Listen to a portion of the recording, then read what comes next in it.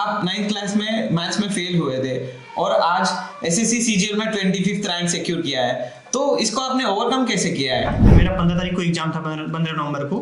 उसी दिन दिवाली भी थी, तो दूसरे दिन से ही मैंने तैयारी शुरू कर दी। एक कस्टम ऑफिसर का पावर्स क्या क्या होते हैं?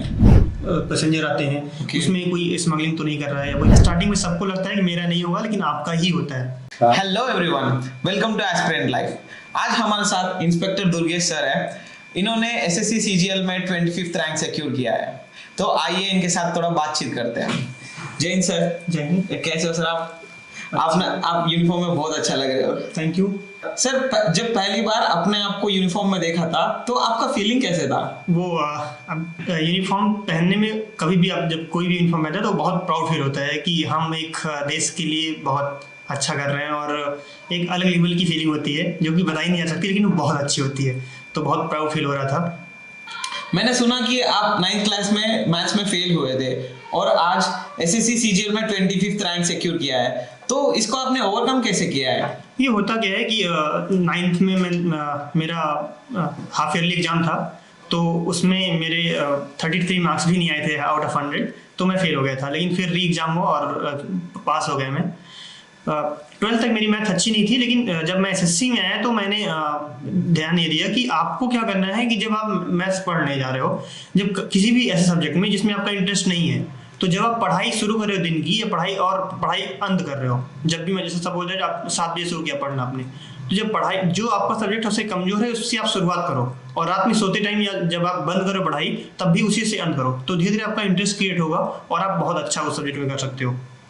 आपने 2019 में 1244 रैंक सिक्योर किया एंड 2020 में 25th रैंक सिक्योर किया। इतने कम टाइम में आपने क्या अलग किया है जिससे आपका रैंक का डिफरेंस इतना कम हो गया? बिल्कुल, हुआ क्या था कि जब मैंने मेंस दिया था 2019 का, तो उसमें ये हुआ कि पेपर जो हुआ वो नॉर्मल आया, मतलब मेरी तैयारी अच्छी थी, लेकिन प्रॉब्लम ये हुई कि मुझे टाइम मैनेज अच्छे से नहीं हो पाया। तो उसी दिन और मेरे साथ वाले जो सेम लेवल थे उन्होंने और अच्छा कर लिया उसमें, तो मुझे लगा कि जितना मेरी कैपेबिलिटी थी उतना मैं नहीं कर पाया। तो मैंने जैसे मेरा 15 तारीख को एग्जाम था, 15 नवंबर को, उसी दिन दिवाली भी थी एक दिन पहले, तो दूसरे दिन से ही मैंने तैयारी शुरू कर दी। मैंने सोचा कि ये पेपर जो मेरा ये हुआ है एग्जाम वो अच्छा नहीं हुआ है और मुझे बहुत अच्छा करना था और मैं कर सकता था। तो उसी दिन से कंटिन्यूटी मैंने बनाई और सोचा था कि बहुत अच्छा करना है, और हो भी गया अच्छे से। आप बुक लिस्ट के बारे में थोड़ा सा बताइएगा सब्जेक्ट वाइज। बिल्कुल, तो मैथ्स में आपको क्या करना है, मैथ्स जैसे एसएससी में जो मेन है मैथ्स, इंग्लिश, रीजनिंग और जीएस, एक एक करके बात करते हैं। तो मैथ में आपको बेसिक बुक मैंने पढ़ी हुई थी आर.एस. अग्रवाल, उसके बाद मैंने राजेश यादव 7300 प्लस पढ़ा हुआ था, और फिर अभिनय सर की प्ले विद एडवांस मैथ्स लगाई हुई थी, और इसके बाद प्रीवियस ईयर पेपर को फोकस करना है। सबसे ज़्यादा इंपॉर्टेंट किसी भी चीज़ में क्या होता है, प्रीवियस ईयर पेपर। अगर आप प्रीवियस ईयर पेपर अच्छे से सॉल्व कर लोगे तो 75% क्वेश्चन आपके आराम से सॉल्व हो जाएंगे।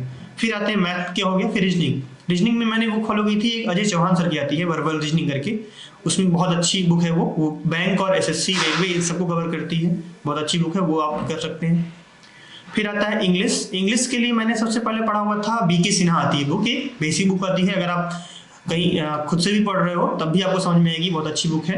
फिर मैंने एमबी को 2 बार लगाया हुआ था, मोटी बुक है एमबी, अजय कुमार सिंह की है, बहुत अच्छी बुक है, प्रीवियस ईयर पूरा कंटेंट उसमें है और बहुत रेलिवेंट उसकी वोकैब है। वोकैब के लिए मैंने विद्यासागर और वर्ड पावर दिलीप कुशवाहा की फॉलो किया था।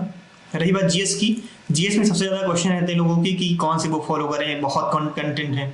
तो मैंने जो सबसे ज़्यादा फोकस किया सीजीएल के लिए, मुझे लगा घटना चक्र, अगर हिंदी मीडियम से आप हैं तो घटना चक्र, अगर हिंदी मीडियम से नहीं इंग्लिश मीडियम आप हैं तो आप पिनाकल की बुक नई आई है वो ले सकते हैं, साथ में इसके स्पीडी करंट अफेयर के लिए। और अगर आपको लगता है कि आप घटना चक्र पढ़ रहे हैं, कहीं कोई टॉपिक है जो बहुत शॉर्ट में हो गया है और आपको थोड़ा सा और उसमें जानना है, तो आप लूसेंट की हेल्प ले लीजिए, मैंने लिया हुआ था। तो ये बुक लिस्ट है, आप देख सकते हैं। ओके। और आप थोड़ा सा प्रिपरेशन की स्ट्रैटेजी के बारे में बताइएगा। स्ट्रैटेजी में क्या होता है कि आपको कोई भी आप एग्जाम दे रहे हैं तो आपको सबसे पहला पॉइंट क्या होता है कि आपको सिलेबस क्लियर होना चाहिए। तो कोई आप क्या कीजिए, सबसे पहले सिलेबस को प्रिंट आउट निकाल लीजिए और उसमें एक एक पॉइंट को समझ लीजिए। उसको समझने के लिए आप किसी सीनियर या किसी टीचर की हेल्प ले लीजिए अगर नहीं समझ में आ रहा है तो, और उसको कहीं ऐसी जगह पे चिपका लीजिए जहाँ पे आपकी बार बार नजर पड़े, अपने स्टडी टेबल पे या कहीं भी रख लीजिए। पहला काम ये हो गया। दूसरा काम, आपको ऑथेंटिक बुक पे फोकस करना है, कम पढ़ना है, बार बार पढ़ना है, ठीक है। रेगुलरिटी मेंटेन करना है। दूसरी चीज़ क्या है, सिलेबस कंप्लीट कर लिया आपने। सिलेबस कंप्लीट करने के बाद प्रीवियस ईयर पे जितनी प्रैक्टिस करेंगे, जितनी अच्छी कमांड बनाएंगे उतना अच्छा है। और उसके बाद में रेगुलर प्रीवियस ईयर के साथ में मॉक देना है और फिर एग्जाम क्लियर हो जाएगा।